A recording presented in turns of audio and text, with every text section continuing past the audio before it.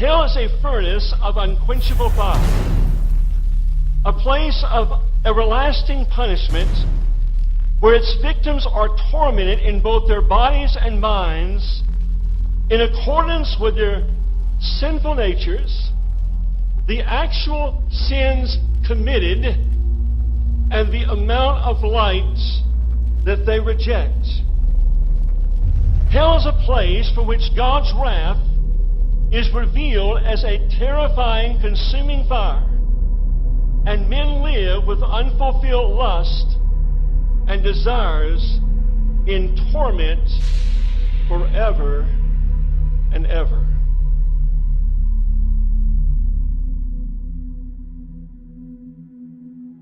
Perhaps you're sitting there under the gracious influence of God. God is putting conviction in your heart. This is the goodness of God seeking to lead you to repentance. And here is what God says you must do to flee from the wrath to come. Number one, be afraid, first of all, because the wrath of God abides on you. Listen to the text, John 3 and verse 36. He that believeth on the Son hath everlasting life, and he that believeth not the Son shall not see life, but the wrath. The word there means the violent passion of God abideth on him. You know, every lost sinner that lives outside of divine protection, as only given through Christ today, has abiding, resting upon them, the wrath of God. But it's only a small part, a small measure, compared to what it's going to culminate in when they stand before God and they are cast into everlasting fire. At this very moment, in this very place, some are on the threshold of eternity. How do you know that, Brother Currin? Because you're looking at what formerly was a Baptist preacher that had no reality in my life. And God had mercy on me to save me. I preached the Bible. I was lost. There was no reality. You try to make things work. You try to have devotions. You try to encounter the presence of the living God. You try to have a sense of God in secret prayer. You just go through those disciplines, and yet there's no reality.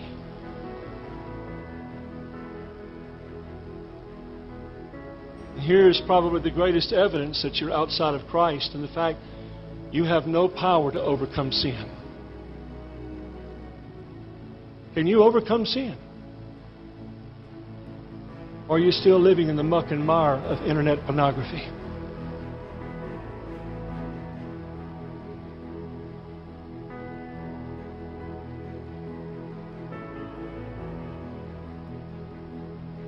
Secondly, I would encourage you to seek the Lord while He may be found and call upon Him while He is near. Isaiah chapter 55. Listen, friend, that admonition presupposes that there can come a time where you'll seek the Lord, but He will not be found. If God's dealing with you, if there's conviction, if there's brokenness, if there's an understanding of your sin, fly to Christ. Look to Christ. Eric Alexander said the real horror of being outside of Christ is that there is no shelter from the wrath of God. No shelter. Thirdly, abandon all hope of saving yourself. Abandon all hope of saving yourself.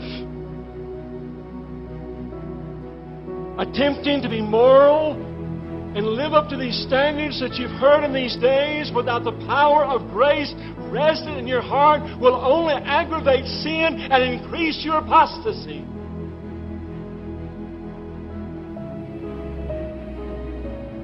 The animal rights people were real concerned when so many of our national birds were washing up on the shore of our great lakes in our country. The bald eagle. So they began to closely investigate why these birds were dying the way they were. See, because of so much environmental pollution, the birds were not able to find sufficient game, and sustenance to sustain themselves. And so these birds would fly across these lakes. And those monarchs of the sky would have those wings spread out, and flying just above the surface of the lake, they could see a pickerel or a pike. And suddenly they would draw those massive wings as they would soar upward. They would draw them to their side, and then they would dive toward the water, and they would penetrate the surface of the water like a bullet, and then they would spread those big talons out, and they would grab that large fish and make their way in a struggle to the surface of that water once again, and then spread out those wings and take their flight with that fish in their clutches.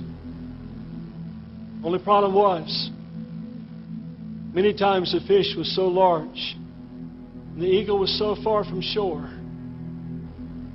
that it would not turn loose the fish before the fish drugged that eagle to its death by drowning it. It did not have enough strength to get back to the shore. Friend, that is a picture today of so many people in our churches. They're embracing their own works. Those are idols. And before they'll turn loose those things and abandon all hope of saving themselves, that very idol will drag them to their eternal damnation.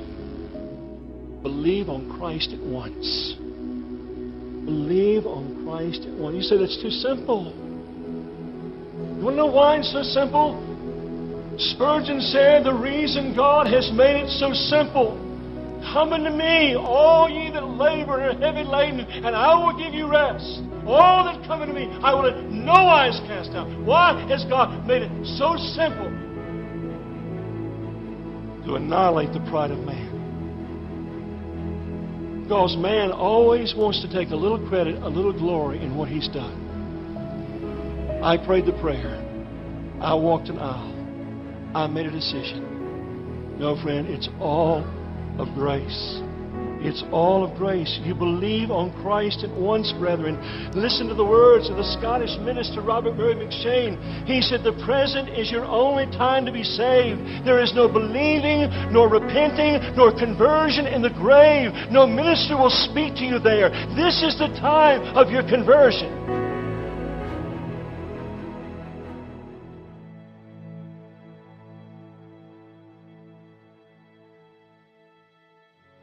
So once again, perhaps the words of Leonard Ravenhill are fitting.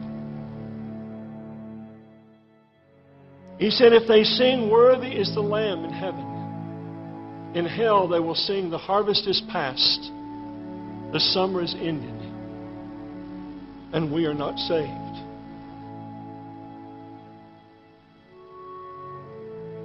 Isn't it a good thing that God remembers mercy and wrath? Isn't it good news that in spite of all this exposition on wrath and judgment, God remembers mercy? You say, well, I just don't feel it right now. I don't feel very contrite and remorseful over my sin. Listen, friend, if God has given you understanding, I want to use a term that Spurgeon coined, duty faith. You leave whatever is keeping you from Christ and come to Him, and I can assure you, He will show Himself strong on your behalf and save you to the uttermost.